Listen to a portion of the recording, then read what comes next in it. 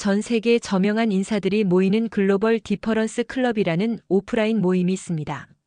그런데 그곳에서 자신이 왕실 가문이고 우리 태국을 편파하는 한국을 중국과 함께 단 하루 만에 짓밟겠다는 태국인이 보이는데요. 그 모습을 가만히 지켜보던 클럽의 가장 연세가 많았던 노신사는 왕실 가문이라는 태국 청년을 향해 한마디 던지기 시작합니다. 과연 각국의 저명한 인사들이 모두 모이는 이 모임 안에서 대체 무슨 일이 벌어졌던 걸까요? 안녕하세요. 저는 외교 전문 프리랜서 기자로 활동하고 있는 영국 출신 기자 오티스라고 합니다. 저는 국제 정치를 전문으로 다루는데요. 기자라는 직업은 정보력이 가장 중요하기 때문에 저는 다양한 정보를 얻기 위한 수단으로 글로벌 디퍼런스 클럽에서 활동하고 있습니다. 쉽게 말해 국제 정세에 대해 자유롭게 토론하는 사교 클럽이에요. 미국에는 이런 클럽이 상당히 많습니다. 지난주 금요일 저녁 저는 여느 때와 다름없이 글로벌 디퍼런스 클럽의 정기 모임에 참석했습니다. 이 클럽은 국제 정세라는 무거운 주제를 논의하는 곳이니만큼 사회적인 위치가 어느 정도 검증된 분들이 모인답니다. 그래서 분위기가 엄숙하고 다소 경직되어 보이기도 하죠. 특히 세계 정세가 혼란스러운 요즘에는 더더욱 무거운 이야기가 오고 가고 있습니다. 그런데 새로운 얼굴의 등장으로 인해 분위기가 조금 풀어졌어요. 9개월 만에 저희 클럽에 들어온 새로운 사람이었죠. 그것도 태국인이었어요. 저희 클럽 멤버들 중 아시아인은 한국, 중국, 일본밖에 없습니다.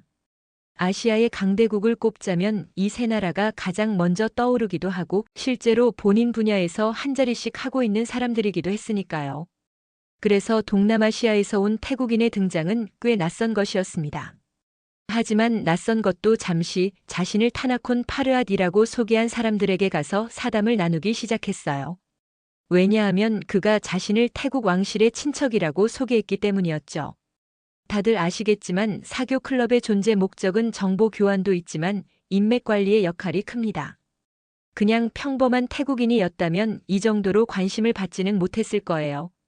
하지만 왕실과 가까운 사람이라면 말이 달라지죠. 태국 왕실의 위험이 어느 정도인지는 태국에 관심이 없는 저조차도 알 정도입니다. 군부 세력이 나라를 차지했을 때도 흔들리지 않았던 게 태국의 왕실이고 여전히 태국의 국민들은 왕실을 향한 무조건적인 충성을 보내고 있다고 하죠. 이렇다 보니 사람들은 타나콘과 좋은 관계를 만들어 나쁠 게 없다고 판단했고 그에게 가서 인사를 건네고 있었던 것이었습니다. 하지만 기자인 저는 워낙 의심이 많은 성격이라 타나콘이 어떤 사람인지 천천히 알아가 볼 필요가 있다고 생각했어요. 보통은 클럽에 들어오기 전에 이름이 언급되면서 이런 사람이 들어올 건데 어떠냐? 라는 식으로 클럽 구성원들에게 언지를 주기 마련입니다. 하지만 타나코는 중국인 멤버가 독단적으로 데려온 사람이었어요. 원래 같았으면 가입이 반려되었을 행동이죠. 타나콘이 왕족이 아니었다면 말입니다.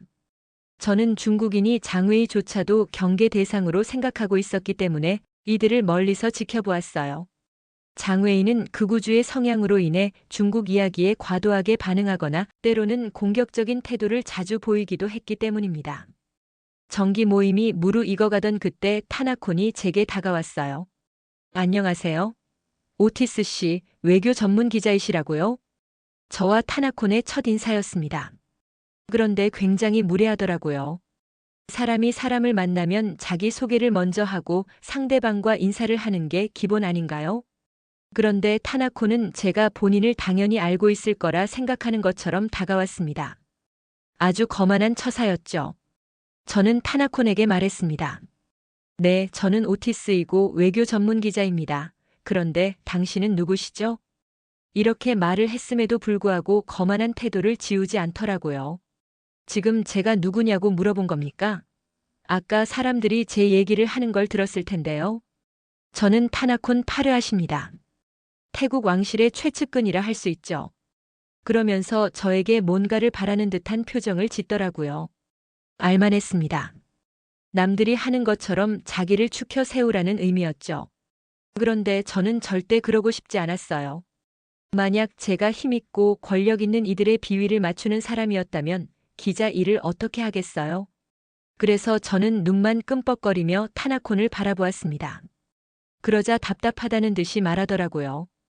이봐요, 오티스 씨, 저한테 이렇게 굴면 당신한테 좋을 게 없어요.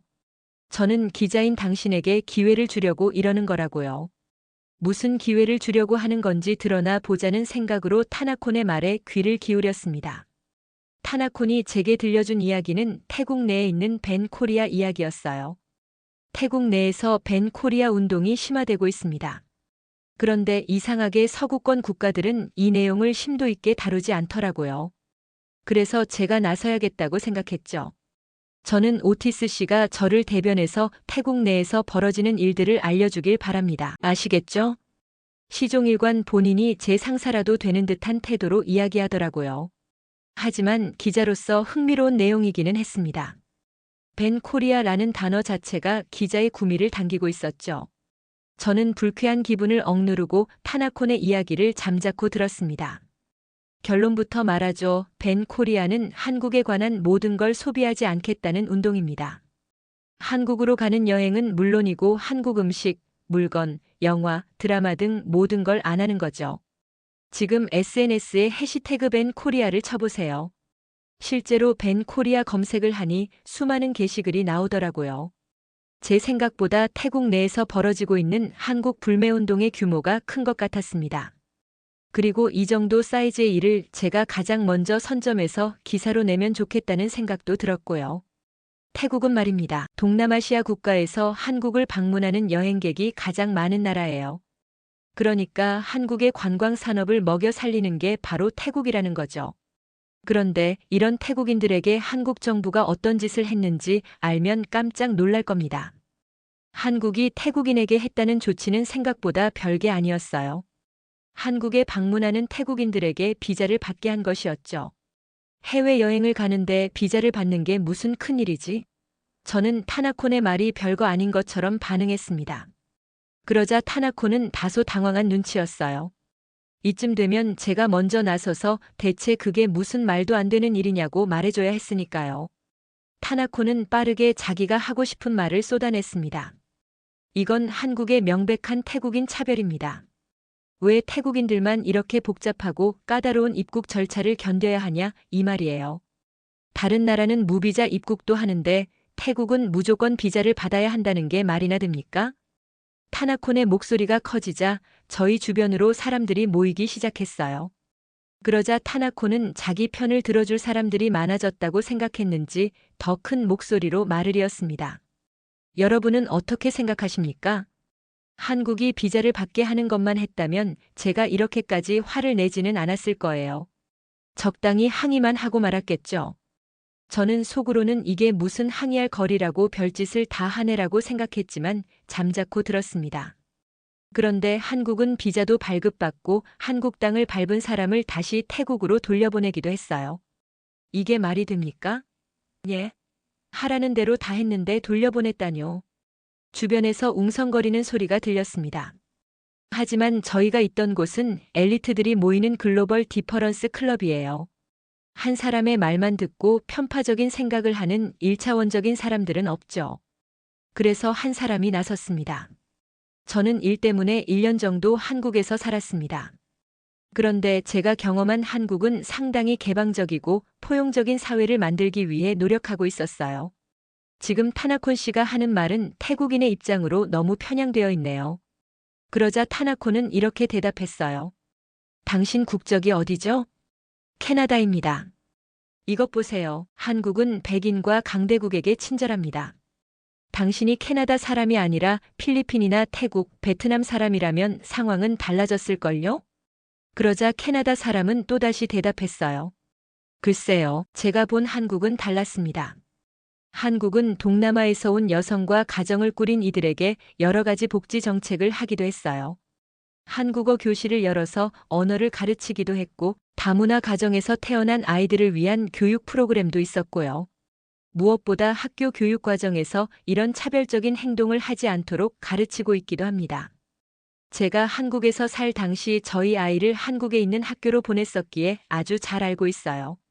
확실히 신빙성 있는 말이었어요. 한국이 왜 비자를 요구하기 시작했는지에 대한 언급은 없이 무작정 한국에 대한 불만을 쏟아내는데 타나콘보다는 말이죠. 타나코는 클럽에 모여있던 각국의 기자들을 향해 이렇게 말했어요. 그러면 뭐 하나요? 태국인들의 입국을 막고 있다는 것만으로도 한국 정부가 얼마나 바보 같은지를 알 수 있어요. 동남아 국가 중 한국을 가장 많이 방문하는 태국이 발길을 끊는다면 한국의 관광 산업은 어떻게 되겠어요?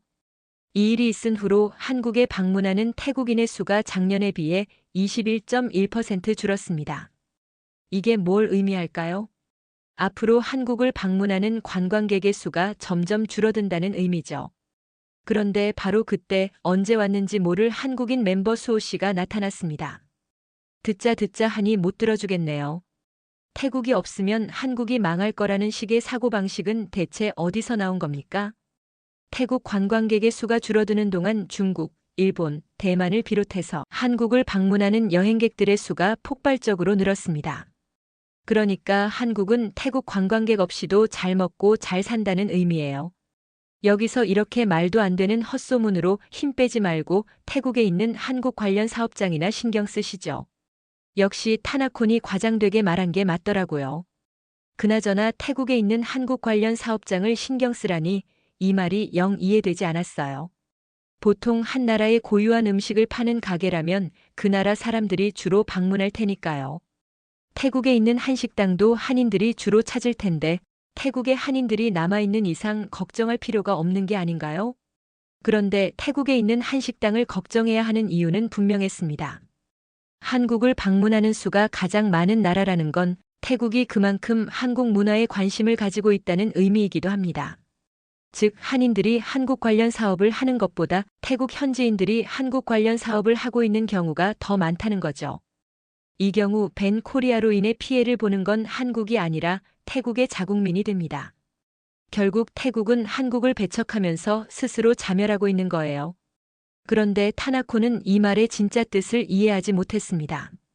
이를 바득바득 갈면서 한국인 수호 씨의 말에 반박을 하는데 그 모습이 지성인이라 보다는 철없는 아이처럼 보일 정도였죠.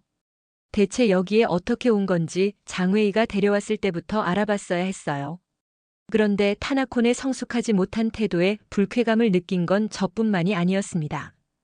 다른 멤버들도 서서히 타나콘의 곁을 떠났고 타나콘은 첫 등장과 전혀 다른 모습으로 그 장소를 떠났습니다. 이 모임 이후 저는 밴 코리아와 관련된 객관적인 사실에 대해 알아보기 시작했습니다. 그런데 까면 깔수록 타나콘의 말이 굉장히 태국에 편향되어 있다는 것을 알 수 있었어요. 태국인들의 입국 과정을 까다롭게 한 이유는 한국의 불법 체류 국가 1위가 태국이었기 때문입니다. 게다가 불법 체류를 하면서 한다는 게 대부분 불법적인 일이더라고요. 약물이나 성적인 부분까지. 이걸 알고 나니 한국의 조치가 너무 늦은 게 아닌가라는 생각을 하게 될 정도였어요. 어떻게 지금까지 그냥 내버려뒀지 싶었죠. 그렇게 타나콘과의 인연은 끝이라고 생각했습니다. 그런데 그 다음날 타나콘이 제 사무실을 찾아왔어요. 와서는 화를 낼 줄 알았는데 의외로 고분고분하더라고요. 오티스 씨, 저는 정말 당신의 도움이 필요합니다. 내가 여러 곳을 다니며 이 사실을 알렸는데 그 어느 곳에서도 태국의 억울함을 들어주지 않았어요. 저는 왕실 가문이에요. 돈은 넉넉히 드리죠. 이게 대체 무슨 말인지 했습니다. 네, 당연한 일이죠. 태국은 억울할 일이 없으니까요. 억울해야 하는 건 졸지에 인종차별을 서슴지 않는 나쁜 국가가 된 한국이어야 합니다. 타나코는 제 이런 생각은 전혀 모른 채 제가 무례하게 굴었던 게 있다면 진심으로 사과합니다. 그러니 세계에 이 진실을 알려주세요. 하지만 이렇게 간절한 사람을 어떻게 외면하겠어요? 저는 타나콘에게 당신이 그렇게 억울하다면 이번 모임에 와서 하고 싶은 말을 해라라고 말했습니다. 그러자 너무 좋아하면서 알겠다고 하더라고요. 하지만 타나코는 하나만 알고 둘은 모르는 사람이었어요. 제가 제안한 모임은 이전 정기 모임보다 훨씬 많은 사람들이 그리고 훨씬 다양한 분야의 사람들이 모이는 곳이라는 걸요. 며칠 뒤 글로벌 디퍼런스 클럽의 대규모 모임이 열렸고 본격적인 사교 모임 전 각자 가지고 온 다양한 이야기들을 꺼내놓기 시작했습니다. 그 중에는 기르던 강아지가 새끼를 낳았다는 등의 지극히 개인적인 얘기도 있었고 경제에 관한 이야기와 정치에 관한 이야기도 다양하게 들을 수 있었죠. 마침내 제 차례가 되었을 때 저는 그 자리에 모인 분들에게 타나콘을 소개했습니다. 이전 정기 모임에 오신 분들이라면 다들 아시겠죠? 태국 왕실 소속 타나콘 파르아 씨입니다. 그런데 제가 타나콘의 이름을 부르자마자 타나콘이 다급하게 제 소매를 당겼어요. 그러면서 왕실 소속이 아니라 왕실 측근이라고요라는 말을 속삭이듯 하더라고요. 아니, 전에는 본인이 왕실 소속인 것처럼 굴기에 그게 그건 줄 알았습니다. 하지만 이제 와서 말을 바꾸기도 애매하고 그냥 하고 싶은 말이나 하라며 자리를 비켜주었어요. 제가 자리를 비켜주자 타나코는 처음 만났을 때 그 모습으로 자신만만하게 이야기를 시작했습니다. 그런데 타나콘의 말이 길어지면 길어질수록 공기가 싸늘해졌어요. 모든 말을 마친 타나코는 그제야 자신을 이상하게 바라보는 사람들의 눈빛을 눈치챘습니다. 그리고 한 사람이 타나콘에게 한 가지 질문을 던졌어요. 당신이 한 말에는 왜 한국이 태국인에 대한 입국 심사를 강화했는지에 대한 객관적인 지표가 없군요. 대체 무슨 얘기를 하고 싶은 겁니까? 감정에 호소하기 전에 팩트를 가져오세요. 팩트를. 그러자 타나콘이 한 말이 아주 가관이었어요. 한국이 이런 식으로 굴수록 태국 내 한국의 이미지는 계속해서 악화될 겁니다. 현재 태국 내의 밴 코리아는 불매운동을 넘어서 국가적 갈등으로 번지고 있어요. 한국은 잘 모르는 것 같은데 태국 국방부 장관은 중국과 함께라면 한국을 순식간에 점령할 수 있을 거라고 말했습니다. 이건 정말 위험한 발언이었어요. 동네 친구들이랑 술 마시면서 하는 얘기도 아니고 공적인 자리에 있는 사람들에게 이런 말을 하다니, 특히 요즘처럼 국제 정세가 경직되어 있는 상황에 이런 말은 좀 아니었습니다. 더군다나 태국이 한국을 상대로 군사적 발언을 하며 점령 어쩌고 하는 말이 참 우습게 들리기까지 했죠. 사실 태국은 한국에게 한참 모자란 국가였으니까요. 그런데 이런 발언은 장웨이와도 합의되지 않은 것 같더라고요. 저 콧대 높은 중국인 장웨이가 당황할 정도였으니 타나콘의 발언의 수위가 어느 정도인지 예상 가능한 부분이라고 생각합니다. 타나콘은 사람들이 할 말이 없어서 아무 말 못하는 줄 아는 것 같았어요. 역시 다들 태국 내에서의 상황이 얼마나 심각한지 다들 모르시는 모양인가 보네요. 한국은 태국의 군사력을 그저 그런 나라라고 생각해서 애써 무시하고 있는 것 같은데 태국은 결코 혼자가 아닙니다. 현재 우리는 중국과 연합 군사 훈련을 함으로써 주변 국가들을 견제하고 심지어 한국마저도 위협하는 존재가 되었죠. 한국은 밴 코리아 상황을 단순히 생각해서는 절대 안 됩니다. 바로 그때 글로벌 디퍼런스 클럽에서 가장 연세가 많았던 백발의 노인이 타나콘에게 물었습니다. 이보시오 청년, 당신이 하는 말은 태국이 한국에게 큰 위험이 된다. 이 말이 맞소? 정확히 이해하셨네요. 맞습니다. 태국의 국방력은 한국을 손쉽게 제압할 정도죠. 그러자 어르신은 타나콘의 주장을 조목조목 따지기 시작하셨어요. 한국과 태국 양국의 군사력을 볼 때 제압을 걱정해야 하는 건 태국이라고 알고 있소만 불과 몇 개월 사이에 태국이 한국의 군사력을 넘어서기라도 한 것이오. 그러자 타나코는 답답하다는 듯이 대답했죠. 아니, 몇 번을 얘기합니까? 태국은 혼자가 아니라니까요. 형제와 같은 중국이 있단 말입니다. 중국과 함께라면 그깟 한국 한 번에 점령해버리죠. 안 그런가, 장웨이? 그런데 타나콘이 상상도 못했을 일이 벌어졌습니다. 바로 중국인 장웨이가 타나콘의 얼굴을 피한 것이었죠. 타나콘은 당황한 듯 했어요. 그리고 장웨이의 발언에 어쩔 줄을 몰라 했죠. 그 중국이 태국과 군사훈련을 하기도 했고 태국 국방부 장관이 중국에 와서 서로를 한 가족처럼 가까운 사이라고 말한 건 사실입니다. 하지만 이건 태국만의 생각이고 저는 중국과 미국의 발을 담그고 저울질하는 태국을 형제 같은 사이라고 생각하지 않습니다. 장웨이가 이렇게 얘기하는 건 처음 봤어요. 본인이 데리고 온 사람이니 어지간하면 편을 들어줄 법도 한데 이번에 엮이면 정말 큰일 나겠다 싶은 것 같더라고요. 실제로 태국 총리와 국방부 장관은 중국에게 빌붙어서 밀착 외교를 원하는 상황이라고 합니다. 하지만 미국과도 군사훈련을 했었고 러시아와의 협력 관계도 넓히려고 하다 보니 이도 저도 못하는 상황이었죠. 타나코는 믿는 도끼에 발등이 찍힌 듯 했고 백발의 노신사의 말이 이어질수록 멘붕에 빠졌습니다. 한국의 인구와 GDP, 그리고 태국의 인구와 GDP를 비교하면 두 나라 간의 수준 차이를 명확하게 알 수 있소만, 그리고 최근 국내 군사 전문 기관에서 평가한 내용에 따르면 한국의 군사력은 세계 5위 안쪽이지만 태국은 글쎄요. 몇 위인지 기억나지 않는 것 같구려. 청년은 이 사실을 알고나 있소. 중국이 없다면 자기 나라를 지킬 힘도 없는 나라가 어떻게 한국을 대적한다는 거요? 저는 한국의 군사력을 꿰고 있는 듯한 노신사의 정체가 궁금해졌어요. 그래서 주변에 물어보니 과거 미군에서 군 생활을 했던 분이시더라고요. 그것도 꽤 높은 계급이셨죠. 게다가 나중에 알게 된 건데 한국에서 근무하셨던 이력을 바탕으로 미국 국방부 자문위원으로 활동하시기도 한 분이셨습니다.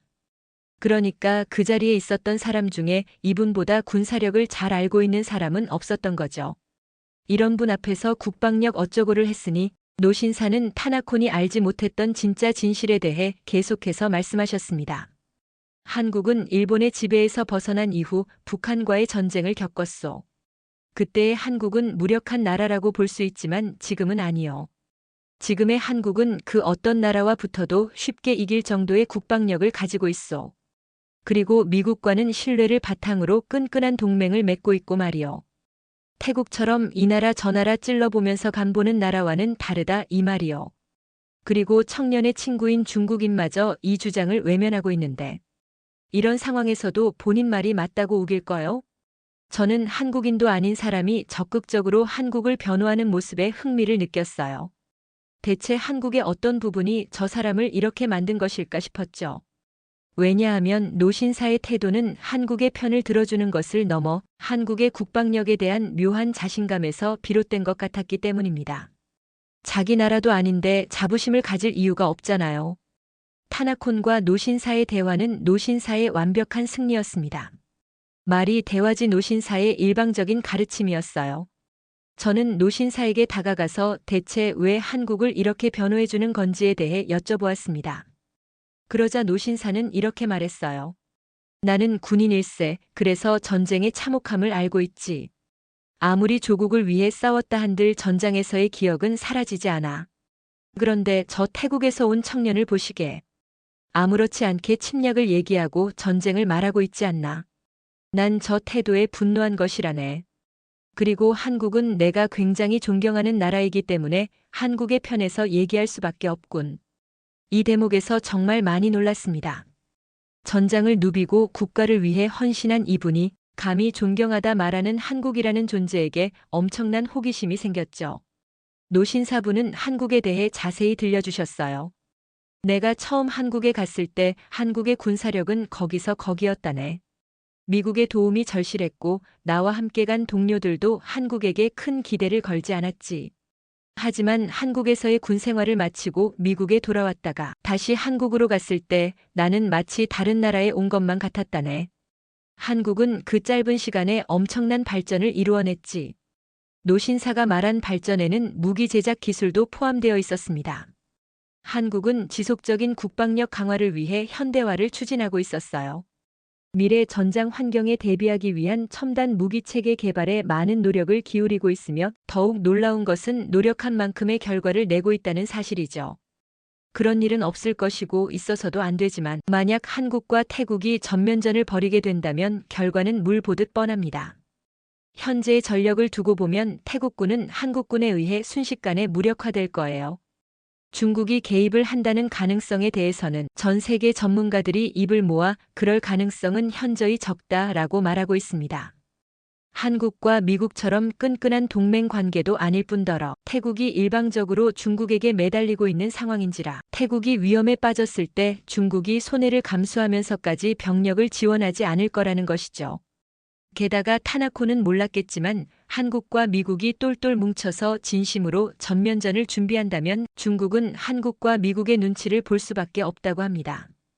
게다가 자신들과 함께하는 나라가 태국이라면 더더욱이요. 한국과 미국은 50대 50으로 100의 합을 내는데 중국과 태국의 합은 50대 10 정도밖에 안 되니까 말이죠. 저는 전쟁이나 군사, 국방에 관련된 것들은 잘 모르는 사람인지라 이 부분에 대한 지식이 깊지 않았는데 이번 일을 계기로 한국이라는 나라를 다시 보게 되었어요.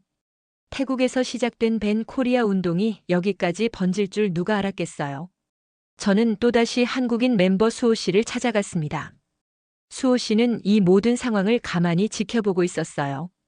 저는 수호 씨가 이 일로 인해 기분이 상하지 않았을까 염려돼서 눈치를 보고 있었습니다. 저였다면 노발대발했을 것이니까요. 시건방진 건 둘째치고 저건 명백한 유언비어잖아요. 지금 이곳이 특수하기 때문에 사람들이 넘어가지 않았던 거지. 다른 곳이었다면 타나콘의 말에 선동되는 사람들이 있었을 수도 있습니다. 그러나 수호 씨는 타나콘의 말에 미동도 없었습니다. 별로 신경 안 써요. 수호 씨는 화도 안 나나요? 저건 말도 안 되는 헛소리잖아요. 그러자 수호 씨는 씩 웃으면서 제 말에 답했습니다. 네, 말도 안 되는 헛소리죠. 저는 수호 씨의 얼굴에서 진정한 여유를 느꼈어요. 아, 이게 바로 승자의 얼굴인가 싶었죠. 어느 정도 수준이 맞는 사람들끼리 치고받고 싸우면 타격이 있겠지만 한국과 태국은 수준 차이가 너무 많이 나잖아요. 그리고 생각을 할 줄 아는 사람이라면 한국과 태국의 수준 차이가 어느 정도인지 분명히 알 것입니다. 그걸 모르는 사람들은 태국 사람들 뿐이죠. 수호 씨는 대꾸할 가치조차 없기 때문에 잠자코 있었던 것이었어요. 가만히 있어도 싸워주는 분들이 있어서 감사할 따름이네요. 가서 인사라도 드려야겠어요. 수호 씨는 이 말을 끝으로 노신사에게 다가가 정중한 인사를 건넸습니다. 그 모습을 보는데 진정한 강자를 만난 것 같았어요. 수호 씨의 뒷모습을 한참 동안 보고 나서야 타나콘이 생각났습니다. 그래서 열심히 눈을 굴려 타나콘을 찾았는데 구석진 곳에서 장웨이와 실랑이를 하고 있더라고요. 조심히 가서 그들이 하는 말을 엿들었는데 정말 코미디가 따로 없었습니다. 이봐, 장웨이 당신은 내 편을 들어줬어야지. 나를 저기에 밀어넣고 당신은 아무것도 모르는 척하는 게 말이 돼? 뭐라는 거야? 이 인간이 내가 언제 당신더러 이런 말 하랬어? 뭐? 중국과 태국이 가족같이 가까운 사이라고. 이게 어디서 중국을 팔아? 중국 놈들은 믿을 게 못 된다더니 그게 사실이구만. 누가 할 소리? 너 왕족 어쩌고 하더니 그거 다 거짓말이잖아. 내가 그걸 모를 줄 알았어. 와, 이건 조금 충격이었어요. 왕족을 언급하면서 사람들에게 으스대던 타나콘이 왕족과 전혀 상관없는 사람이었다니. 타나콘이 아무 말도 못하는 동안 장웨이는 계속 말을 이었습니다. 아니, 됐다. 네가 왕족이랑 친하든 왕족이든 상관없어. 태국 내에서 태국 왕실의 위험이 예전 같지 않잖아. 배꼽티 입고 다니면서 나라 망신시키는 왕을 누가 존경하고 따르겠어? 왕이 있다는 자부심으로 존경하는 척하지만 실제 태국인들은 왕실을 전혀 존경하지 않아, 맞지? 타나코는 여전히 말이 없었어요. 그러더니 이렇게 말하더라고요. 네가 그런 말을 하니까 좀 웃기네. 태국 왕실은 전통성이라도 있지. 너네 중국은 독재 정권이 마음대로 전권을 쥐고 흔들고 있는 거잖아. 그리고 그 독재자 때문에 나라가 망해가고 있지 않아? 중국 경제가 바닥으로 떨어지고 있는 걸 내가 모를 것 같냐? 이걸 바로 개싸움이라고 하죠. 타나콘을 자신의 절친한 친구라며 소개하던 장웨이는 타나콘을 비난하고 있었고 타나콘은 자신이 의지하던 장웨이를 헐뜯고 있었습니다. 나중에는 욕지거리까지 하면서 주먹다짐으로 변하더라고요. 사람들이 말려서 금방 떨어지기는 했지만 이미지는 바닥을 친 지 오래였고 장웨이는 클럽에서 영구 제명됐습니다. 애초에 자격조차 없고 거짓말을 한 타나코는 발조차 못 들이게 됐고 말이죠. 아마 국왕이 추천한다 해도 들어올 수 없을 거예요. 저는 저와 전혀 연관이 없을 거라 생각했던 태국과 한국 사이에서 벌어진 일이 이와 같은 나비 효과를 불러올 거라고는 상상도 못했습니다. 그리고 제가 이번 일을 계기로 한국에 가게 될 것이라는 걸요. 지금까지 한국과 관련된 기사를 써볼 생각은 못했는데 이번 한국 방문을 통해 한국에 대해 전할 말이 생길 것 같습니다. 네, 오늘 사연은 여기까지입니다. 뭐 한국은 신경도 안 쓰는데 태국이 난리더라고요. 자, 그럼 오늘 사연 어떻게 들으셨나요? 사연이 좋으셨다면 구독, 좋아요 부탁드리고 영상 끝까지 시청해주신 모든 분들 고맙습니다.